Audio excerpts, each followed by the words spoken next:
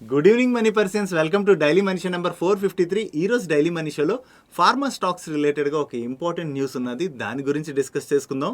దాంతోపాటు మార్కెట్లో ఉన్న ఇంపార్టెంట్ అప్డేట్స్ అన్నిటిని క్విక్గా డిస్కస్ చేసేద్దాం. ముందుగా మార్కెట్ అప్డేట్ చూసినట్లయితే ఈ రోజు సెషన్లో సెన్సెక్స్ 160 పాయింట్స్ పెరిగి 62,570 పాయింట్స్కి క్లోజ్ అయినట్లయితే నిఫ్టీ 48 పాయింట్స్ పెరిగి 18,609 పాయింట్స్కి క్లోజ్ అయింది. అండ్ ఈ రోజు సెషన్లో మిడ్ క్యాప్ ఇండెక్స్ 0.54% పెరిగినట్లయితే స్మాల్ క్యాప్ ఇండెక్స్ 0.43% పెరిగింది. అండ్ బ్యాంక్ నిఫ్టీ 1.16% పెరిగింది. నెక్స్ట్ యుఎస్ టెక్నికల్లీ రెసిషన్ లోకి వెళ్ళినట్టుగా ప్రీవియస్ గా మనం డిస్కస్ చేసుకున్నాం కదా. నో యుఎస్ కంపల్సరీ 2023లోని రెసిషన్ లోకి వెళ్తుందని అండ్ ఈ రెసిషన్ ని పవెల్ రెసిషన్ అని పిలుస్తూ ఒక రీసెర్చ్ ఫామ్ అయినటువంటి డేటా ట్రెక్ వాళ్ళు కొంత డేటాని షేర్ చేశారు. అండ్ వీళ్ళనే కాదు, యుఎస్ లోని రెసిషన్ 100% రావచ్చని చెప్పి న్యూస్ ఒకటి సర్క్యులేట్ అవుతా ఉన్నది. ఈ న్యూస్ సర్క్యులేట్ అవుతుండడం వల్లనే లాస్ట్ ఫ్యూ డేస్ గా మనం యుఎస్ మార్కెట్స్ లోని కంటిన్యూస్ గా ప్రెషర్ చూస్తున్నాం. ఈ డేటా ట్రెక్ వాళ్ళు ఏం చెప్తున్నారంటే యుఎస్ లో పెరుగుతున్నటువంటి ఇన్ఫ్లేషన్ ని కంట్రోల్ చేయడానికి యుఎస్ ఫెడ్ వాళ్ళు ఇంట్రెస్ట్ రేట్స్ పెంచుతున్నారు కదా, దీనివల్ల యుఎస్ ఎకానమీ స్లో డౌన్ అయిందని, దానివల్ల యుఎస్ లో రెసిషన్ వచ్చేటువంటి ప్రాబబిలిటీ ఎక్కువగా ఉన్నట్లుగా చెప్తున్నారు. అండ్ అంతేకాకుండా నెక్స్ట్ వీక్ లో ఫెడ్ మీటింగ్ అవుట్కమ్ రానున్నదని చెప్పి మనం ప్రీవియస్ గా కూడా డిస్కస్ చేసుకున్నాం కదా. ఈ మీటింగ్ కాన్ఫరెన్స్ లోని ఈ ఫెడ్ చైర్ అయినటువంటి పవెల్ గారు రెసిషన్ రిలేటెడ్ గా కూడా అడ్రస్ చేయొచ్చు అని చెప్పి వీళ్ళు ఎక్స్పెక్ట్ చేస్తున్నట్టుగా చెప్తున్నారు. So we have to wait and see next week లోని యుఎస్ ఫెడ్ మీటింగ్ యొక్క అవుట్కమ్ రానున్నది కదా. దీనిలోని పవెల్ గారు ఈ రెసిషన్ రిలేటెడ్ గా ఏమైనా కామెంట్స్ చేస్తారేమో చూడాలి. ఈ రెసిషన్ అన్నది మార్కెట్ కి ఇప్పుడు సర్ప్రైజింగ్ ఫ్యాక్టర్ ఏమీ కాదు. దీని రిలేటెడ్ గా ప్రీవియస్ గా చాలా రోజుల నుంచి మార్కెట్ లో అయితే అప్డేట్ ఉన్నది. కానీ లాస్ట్ మంత్ లోని యుఎస్ లోని ఇన్ఫ్లేషన్ కొంత కంట్రోల్ లోకి రావడంతో కొంత పాజిటివ్నెస్ బిల్డ్ అయ్యి మార్కెట్స్ అన్ని కూడా కొంచెం వరకు ర్యాలీ అయ్యాయి. మళ్ళీ అగైన్ ఇప్పుడు రెసిషన్ వస్తుందని చెప్పి ఇటువంటి న్యూస్ సర్క్యులేట్ అవుతుండడంతో యుఎస్ మార్కెట్స్ లో మనం ప్రెషర్ చూస్తున్నాం. ఏదైనా సరే నెక్స్ట్ వీక్ లోని ఫెడ్ మీటింగ్ అవుట్కమ్ వచ్చేంత వరకు కూడా మనం మార్కెట్స్ లోని కొంత వాలటాలిటీ చూసేటువంటి అవకాశం ఉన్నది. నో యుఎస్ లోని రెసిషన్ వస్తుంది కదా, దానివల్ల మన ఇండియన్ స్టాక్ మార్కెట్ పరిస్థితి ఏంటంటే మన ఎకానమీ అయితే అంత వీక్ గా ఏమీ లేదు. కాకపోతే US is a major economy కదా. సో యుఎస్ లో గనక రెసిషన్ వచ్చినట్లయితే దాని ఇంపాక్ట్ మన ఇండియా మీద కూడా కొంతవరకు ఉండేటువంటి అవకాశం ఉన్నది. నెక్స్ట్ 2019 సెకండ్ హాఫ్ నుంచి ఫార్మా స్టాక్స్ లోని ర్యాలీ మొదలయ్యి ఆ ర్యాలీ కోవిడ్ పీరియడ్ లో కూడా కంటిన్యూ అయింది. కానీ లాస్ట్ 1 year గా various global issues like US లో ఎకానమీ స్లో డౌన్ అవడం అండ్ అలాగే రష్యా ఉక్రెయిన్ వార్ తర్వాత యూరోపియన్ కంట్రీస్ కూడా స్ట్రగుల్ అవుతుండడం వలన ఈ ఫార్మా కంపెనీస్ ఎక్కువగా యుఎస్ కి యూరోప్ కి వాళ్ళ ప్రొడక్ట్స్ ని ఎక్స్పోర్ట్ చేస్తూ ఉంటాయి. నో ఈ యుఎస్ యూరోప్ లోని ఇటువంటి ఇష్యూస్ వలన వీళ్ళ ఎక్స్పోర్ట్ సేల్స్ మీద అయితే ఇంపాక్ట్ పడింది. నో ఈ ఫార్మా కంపెనీస్ రిలేటెడ్ గా ఒక పాజిటివ్ న్యూస్ వచ్చింది. ఈ నవంబర్ మంత్ లోని ఇండస్ట్రీ సేల్స్ గ్రోత్ 17.3% గా రికార్డ్ అయింది. ఇది ప్రీవియస్ మంత్ లోని 7.2% గా ఉండేది. ప్రీవియస్ మంత్ తో కంపేర్ చేసినట్లయితే వీళ్ళ సేల్స్ గ్రోత్ డబల్ పైనే పెరిగింది. And last year same November month లోని వీళ్ళ సేల్స్ గ్రోత్ 6.6% గా ఉండేది. బట్ మీరు ఇక్కడ స్క్రీన్ మీద చూడొచ్చు, ఏప్రిల్ మే మంత్ లోని వీళ్ళ సేల్స్ డీగ్రో అయ్యాయి. అగైన్ జూన్ లో రికవరీ కనపడినా జూలై నుంచి వీళ్ళ సేల్స్ గ్రోత్ లోని డ్రాప్ కనపడుతూ వచ్చింది. అగైన్ మళ్ళీ ఈ నవంబర్ మంత్ లోని ఒక్కసారి వీళ్ళ సేల్స్ గ్రోత్ లోని మంచి జంప్ కనపడింది. అండ్ ఈ సేల్స్ గ్రోత్ లోని లిస్టెడ్ ప్లేయర్స్ లోని ఎవరి సేల్స్ బాగా గ్రో అయ్యో కూడా వీళ్ళు ఇక్కడ ఇచ్చారు. మార్కెట్ గ్రోత్ కన్నా కూడా కొన్ని కంపెనీస్ ఎక్కువ గ్రోత్ ని డెలివర్ చేశాయి. దీనిలో ఆల్కెమ్ ల్యాబొరేటరీస్ వాళ్ళు ఈ నవంబర్ మంత్ లో ఇయర్ ఆన్ ఇయర్ లో చూసినట్లయితే 24.8% గ్రోత్ ని డెలివర్ చేశారు. వీళ్ళ తర్వాత గ్లెన్మార్క్ ఫార్మాసిటికల్స్ వాళ్ళు 23.9% and GSK pharmaceuticals, Zydus life sciences, Abbott వాళ్ళు 20% గ్రోత్ ని డెలివర్ చేసినట్లయితే టోరెంట్ ఫార్మా వాళ్ళు 17.5% గ్రోత్ ని డెలివర్ చేశారు. ఇప్పుడు నేను చెప్పినటువంటి కంపెనీస్ అన్ని కూడా ఇండస్ట్రీ యొక్క మార్కెట్ గ్రోత్ కన్నా కూడా ఎక్కువ గ్రోత్ ని డెలివర్ చేసినటువంటి కంపెనీస్. బట్ ఇండస్ట్రీ మార్కెట్ కన్నా కూడా తక్కువ గ్రోత్ ని డెలివర్ చేసినటువంటి కంపెనీస్ యొక్క లిస్ట్ మనం చూస్తే సిప్లా వాళ్ళు 17.2% గ్రోత్ ని డెలివర్ చేసినట్లయితే డాక్టర్ రెడ్డిస్ వాళ్ళు 16.1% గ్రోత్ ని డెలివర్ చేశారు. అండ్ ఇప్కా, సన్ ఫార్మా, లుపిన్ వాళ్ళు 15.2%, 14.8% అండ్ 10.4% గ్రోత్ ని డెలివర్ చేశారు. నెక్స్ట్ సనోఫీ ఫైజర్ వాళ్ళు 8.5% అండ్ 1.9% గ్రోత్ ని డెలివర్ చేయడం జరిగింది. అగైన్ ఇప్పుడు ఈ ఫార్మా కంపెనీస్ యొక్క సేల్స్ గ్రోత్ లోని మంచి జంప్ కనపడుతుంది. ఇది మన ఇండియన్ ఫార్మా కంపెనీస్ రిలేటెడ్ గా మనం పాజిటివ్ గా అర్థం చేసుకోవచ్చు. ఈ గ్రోత్ మూమెంటం గనక కంటిన్యూ అయినట్లయితే అగైన్ మనం ఈ ఫార్మా స్టాక్స్ లోని మూమెంటం చూసేటువంటి అవకాశం ఉన్నది. నెక్స్ట్ యాక్సిస్ బ్యాంక్ రిలేటెడ్ గా ఒక అప్డేట్ ఉన్నది. యాక్సిస్ బ్యాంక్ వాళ్ళ బోర్డు నిన్న మీట్ అయ్యి non convertible Basel 3 compliant tier 2 bonds ని ఇష్యూ చేయడం ద్వారా 1200 crores ఫండ్ రైజ్ చేయడానికి ప్రపోజ్ చేసినట్టుగా ఒక అప్డేట్ ని రిలీజ్ చేశారు. అండ్ ఈ రోజు సెషన్ లో యాక్సిస్ బ్యాంక్ స్టాక్ లో పాజిటివ్ మూమెంటం చూసాం. And even axis bank stock లోనే లోనే కాదు వేరియస్ పిఎస్యూ బ్యాంక్ స్టాక్స్ లో కూడా మనం పాజిటివ్ మూమెంటం చూసాం కదా. దీనికి రీజన్ ఈ బ్యాంకింగ్ సెక్టర్ మీద మోర్గన్ స్టాన్లే వాళ్ళు ఒక రిపోర్ట్ ని రిలీజ్ చేసి ఈ క్వార్టర్ లో బ్యాంక్స్ ఏదైతే గ్రోత్ ని డెలివర్ చేశాయో ఆ గ్రోత్ సస్టైన్ అవుతుందని అండ్ వీళ్ళ క్రెడిట్ సైకిల్ కూడా ఇంప్రూవ్ అవుతుందని చెప్తున్నారు. దీనిలోని ఎక్కువగా ICICI and Axis Bank strong గా గ్రో అవుతాయని and coming to PSU banks వీళ్ళు Bank of India and Bank of Baroda ని వీళ్ళు ప్రిఫర్ పిక్ గా సెలెక్ట్ చేసుకున్నట్టుగా చెప్తున్నారు. దీంతోనే ఈ రోజు సెషన్ లో మనం most of the bank stocks లోని పాజిటివ్ ర్యాలీ చూసాం. ఈ వీడియోలో ఇన్ఫర్మేషన్ షేర్ చేయడానికి మన మనీ పర్స్ టీమ్ ఏవైతే ఎఫర్ట్స్ పెడుతుందో ఆ ఎఫర్ట్స్ కనుక మీకు హెల్ప్ఫుల్ అవుతున్నట్లయితే వీడియోని మర్చిపోకుండా లైక్ చేయండి. నెక్స్ట్ ఈ రోజు మార్నింగ్ మార్కెట్ ఓపెన్ అవ్వక ముందు టాల్బ్రోస్ ఆటోమోటివ్ వాళ్ళ దగ్గర నుంచి ఆర్డర్ రిలేటెడ్ గా ఒక అప్డేట్ వచ్చింది. వీళ్ళకి మన ఇండియాలోనే లీడింగ్ ప్యాసింజర్ వెహికల్ ఓఈఎం దగ్గర నుంచి 60 crores వర్త్ ఆర్డర్ వచ్చినట్టుగా చెప్తున్నారు. ఈ ఆర్డర్ వీళ్ళకి హీట్ షీల్డ్ బిజినెస్ రిలేటెడ్ గా వచ్చిందని, ఈ ఆర్డర్ తో కలుపుకుని ఈ ఫైనాన్షియల్ ఇయర్ లో వీళ్ళకి టోటల్ గా 880 crores వర్త్ ఆర్డర్స్ వచ్చినట్లుగా వీళ్ళు అప్డేట్ చేస్తున్నారు. ఈ ఆర్డర్ వచ్చిందన్న అప్డేట్ ని వీళ్ళు రిలీజ్ చేయడంతో ఈ రోజు సెషన్ లో ఈ టాల్బ్రోస్ ఆటోమోటివ్ స్టాక్ పాజిటివ్ గా రియాక్ట్ అయింది.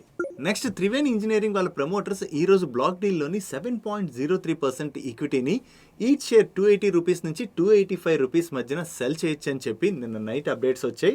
అండ్ ఈ రోజు సెషన్ లో ఈ బ్లాక్ డీల్ కూడా జరిగింది. ఈ బ్లాక్ డీల్ లో 1,71,59,787 షేర్స్ అంటే 485.36 crores worth shares each share 282 rupees 85 పైసాకి హ్యాండ్స్ చేంజ్ అయినట్టుగా అప్డేట్స్ వస్తున్నాయి.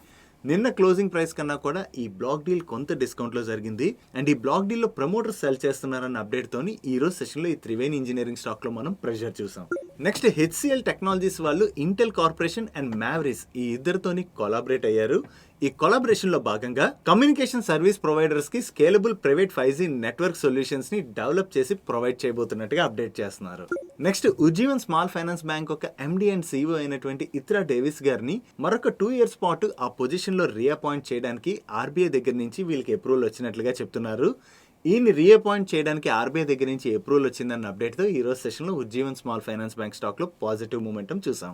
నెక్స్ట్ ల్యూమెక్స్ ఇండస్ట్రీస్ వాళ్ళ బోర్డు నిన్న మీట్ అయ్యి పూణేలోని న్యూ గ్రీన్ ఫీల్డ్ ప్రాజెక్ట్ ని సెటప్ చేయడానికి అప్రూవ్ చేసినట్టుగా అప్డేట్ చేస్తున్నారు.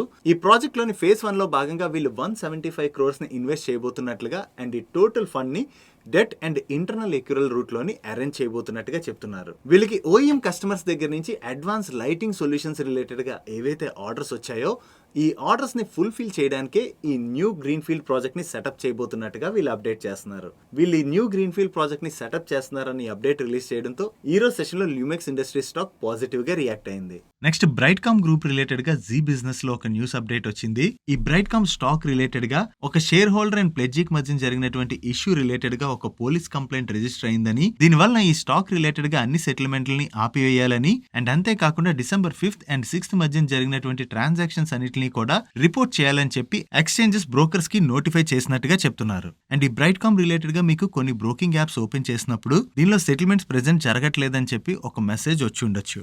కాకపోతే ఇది ప్రమోటర్ రిలేటెడ్ గా ఇష్యూ కాదని ఒక షేర్ హోల్డర్ అండ్ ప్లెడ్జీ బిట్వీన్ ఉన్నటువంటి ఇష్యూ అని చెప్పి వీళ్ళు షేర్ చేస్తున్నారు. వీ హావ్ టు సీ దీని రిలేటెడ్ గా బ్రైట్కామ్ దగ్గర నుంచి ఏమైనా క్లారిఫికేషన్ వస్తుందేమో. నెక్స్ట్ ఎల్ఐసి రిలేటెడ్ గా రూటర్స్ వాళ్ళు ఒక న్యూస్ అప్డేట్ ని షేర్ చేస్తున్నారు. ఎల్ఐసి యొక్క చీఫ్ ఎగ్జిక్యూటివ్ గా ప్రైవేట్ సెక్టర్ నుంచి ఒక ప్రొఫెషనల్ ని అపాయింట్ చేయడానికి గవర్నమెంట్ ప్లాన్ చేస్తున్నట్టుగా వీళ్ళు న్యూస్ అప్డేట్ ని షేర్ చేస్తున్నారు. ఒకవేళ ఎల్ఐసి యొక్క చీఫ్ ఎగ్జిక్యూటివ్ గా ప్రైవేట్ సెక్టర్ నుంచి ఎవరైనా ప్రొఫెషనల్ ని తీసుకొచ్చి గవర్నమెంట్ అపాయింట్ చేసినట్లయితే అది ఎల్ఐసి రిలేటెడ్ గా మనం పాజిటివ్ గా అర్థం చేసుకోవచ్చు. బికాస్ ఈ ప్రైవేట్ సెక్టర్ నుంచి వచ్చినటువంటి వారు ఎవరైతే ఉంటారో వాళ్ళు గ్రోత్ సైడ్ ఎక్కువగా ఫోకస్ చేస్తుంటారు కాబట్టి ఎల్ఐసిని కూడా ఇంకా గ్రోత్ సైడ్ తీసుకువెళ్లేటువంటి అవకాశం ఉంటుంది. ఈ అప్డేట్ రావడంతో ఈ రోజు సెషన్ లో ఎల్ఐసి స్టాక్ స్లైట్ గా పాజిటివ్ గా రియాక్ట్ అయింది. నెక్స్ట్ ఈ రోజు సెషన్ లోని వెంకీ స్టాక్ లోని మంచి పాజిటివ్ మూమెంటం చూసాం కదా. దీనికి రీజన్ జీ బిజినెస్ వాళ్ళు ఒక న్యూస్ అప్డేట్ ని షేర్ చేస్తున్నారు. అదేంటంటే యూకే అండ్ మలేషియాలోని ఎగ్ షార్టేజ్ ఏర్పడిందని, దీని వలన ఎగ్ ప్రైస్లు బాగా పెరిగాయని చెప్తున్నారు. అండ్ అంతేకాకుండా present FIFA football world cup నడుస్తుంది కదా, ఈ వరల్డ్ కప్ వలన కూడా అక్కడ బాగా ఎగ్స్ డిమాండ్ పెరిగిందని చెప్తున్నారు. బికాస్ చాలా మంది ప్లేయర్స్ ప్రోటీన్ కోసం అని చెప్పి ఎగ్స్ ఎక్కువగా తింటుంటారు కదా. సో దాంతో పాటుగా ఈ వరల్డ్ కప్ చూడడానికి వెళ్ళిన వాళ్ళ సంఖ్య కూడా అక్కడ ఎక్కువగానే ఉంటుంది. దాని వలన కూడా అక్కడ ఎగ్స్ డిమాండ్ బాగా పెరిగిందని చెప్తున్నారు. ఓవరాల్ గా వరల్డ్ వైడ్ ఇలా ఎగ్స్ డిమాండ్ బాగా పెరగడం అండ్ దీని వలన ఎగ్ ప్రైస్లు కూడా బాగా పెరగడం వెంకీస్ రిలేటెడ్ గా పాజిటివ్. బికాస్ మన కంట్రీ ఈ ఎగ్స్ ప్రొడక్షన్ లోని వరల్డ్ లోనే సెకండ్ లార్జెస్ట్ ప్రొడ్యూసర్. సో ఇలా ఎగ్స్ డిమాండ్ బాగా పెరిగినట్లయితే మన కంట్రీలో ఉన్నటువంటి పౌల్ట్రీ ఇండస్ట్రీ రిలేటెడ్ గా అది పాజిటివ్. దాంతోనే ఈ రోజు సెషన్ లో మనం వెంకీ స్టాక్ లో పాజిటివ్ మూమెంటం చూసాం. Next Gujarat Ambuja exports related గా ఒక అప్డేట్ ఉన్నది. ఈ గుజరాత్ అంబుజా ఎక్స్పోర్ట్స్ వాళ్ళు వెస్ట్ బెంగాల్ మల్డాలోని వీళ్ళ 1200 టీపీడీ మేజ్ ప్రాసెసింగ్ యూనిట్ ని ఇనాగ్రేట్ చేసినట్టుగా అప్డేట్ చేస్తున్నారు. అండ్ ఈ green field project captive power plant తోని, ఎఫిలియంట్ ట్రీట్మెంట్ ప్లాంట్ తోని అండ్ అలాగే 1,20,000 టన్స్ కెపాసిటీ తోని ఇన్ హౌస్ మేజ్ స్టోరేజ్ కెపాసిటీని కలిగి ఉన్నదని చెప్తున్నారు. అండ్ ప్రెసెంట్ ఈ ప్లాంట్ యొక్క ట్రయల్ ప్రొడక్షన్ స్టార్ట్ చేసామని అండ్ నెక్స్ట్ క్వార్టర్ లోని ఫుల్ కెపాసిటీ యూటిలైజేషన్ తోని కమర్షియల్ ప్రొడక్షన్ కూడా అచీవ్ చేస్తామని వీళ్ళు అప్డేట్ చేస్తున్నారు. దీంతోనే ఈ రోజు సెషన్ లో ఈ స్టాక్ పాజిటివ్ గా రియాక్ట్ అయింది.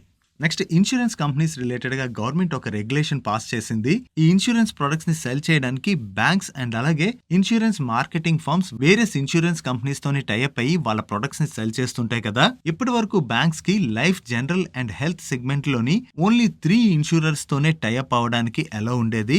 బట్ ఇప్పటి నుంచి 9 ఇన్సూరర్స్ తోని వీళ్ళు టైఅప్ అవ్వచ్చు అని చెప్పి గవర్నమెంట్ ఈ రెగ్యులేషన్ ని పాస్ చేసింది. అండ్ అలాగే ఇన్సూరెన్స్ మార్కెటింగ్ ఫర్మ్స్ కి ఇప్పటి వరకు 2 ఇన్సూరర్స్ తోనే టైఅప్ అవడానికి అలౌ చేసేవారు. ఇప్పటి నుంచి వీళ్ళు 6 ఇన్సూరర్స్ తోని టైఅప్ అవ్వచ్చు అని చెప్పి గవర్నమెంట్ రెగ్యులేషన్ ని పాస్ చేయడం జరిగింది. ఇది ఒక రకంగా కస్టమర్స్ కి బెనిఫిటే అండ్ ఇన్సూరెన్స్ సేల్ చేసేటువంటి ఇటువంటి బ్యాంక్స్ కి అండ్ అలాగే అండ్ ఇన్సూరెన్స్ కంపెనీస్ కూడా పాజిటివ్. బికాస్ కస్టమర్స్ కి వేరియస్ కంపెనీస్ కి చెందినటువంటి ప్రొడక్ట్స్ ని సెలెక్ట్ చేసుకునేటువంటి అవకాశం ఉంటుంది. అండ్ అలాగే కస్టమర్ కి ఒక ప్రొడక్ట్ నచ్చలేదంటే బ్యాంక్స్ వాళ్ళకి వేరే కంపెనీ యొక్క ప్రొడక్ట్ ని ఆఫర్ చేసి సేల్ చేసేటువంటి అవకాశం ఉంటుంది. దీనివల్ల మోర్ ఇన్సూరెన్స్ ప్రొడక్ట్స్ సెల్ అయ్యేటువంటి అవకాశం కూడా ఉంటుంది. కాబట్టి ఇది ఇన్సూరెన్స్ కంపెనీస్ కి కూడా మనం పాజిటివ్ గా అర్థం చేసుకోవచ్చు. నెక్స్ట్ ఈ రోజు సెషన్ లో ధర్మాజ్ క్రాప్ ఐపీఓ లిస్ట్ అయింది. ఈ ఐపీఓ ఈ రోజు సెషన్ లో BSE లోని 266 రూపీస్ కి లిస్ట్ అయింది. Against IPO price 237 rupees. And చివరికి ఈ రోజు సెషన్ లో ఈ స్టాక్ 267 రూపీస్ కి క్లోజ్ అయింది. డే 1 రోజున ఈ స్టాక్ ఐపీఓ ఇన్వెస్టర్స్ కి 12.68% రిటర్న్స్ డెలివర్ చేసింది. Coming to today's comments corner. ఈ రోజు క్వశ్చన్ ని వినయ్ కుమార్ గారు అడుగుతున్నారు. ఆయన ఏమడుతున్నారంటే, హాయ్ సాయి కృష్ణ గారు, my question is on mutual funds. How bonus shares and dividends will work with mutual funds? Can you help me no? Vinay Kumar గారు, ఈ మ్యూచువల్ ఫండ్స్ యొక్క NAV అంటే నెట్ అసెట్ వాల్యూని ఎలా క్యాలిక్యులేట్ చేస్తారో మీకు ఐడియా ఉంటుంది అనుకుంటున్నాను.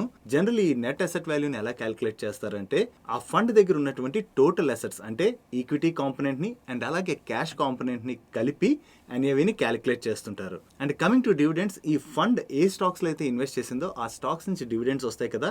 ఈ డివిడెండ్స్ ఈ క్యాష్ కాంపోనెంట్స్ లోకి వచ్చి యాడ్ అవుతాయి. సో క్యాష్ కాంపోనెంట్ లోకి యాడ్ అయినట్లయితే ఆబ్వియస్ గా NAV వాల్యూలోనే అది రిఫ్లెక్ట్ అవుతుంది.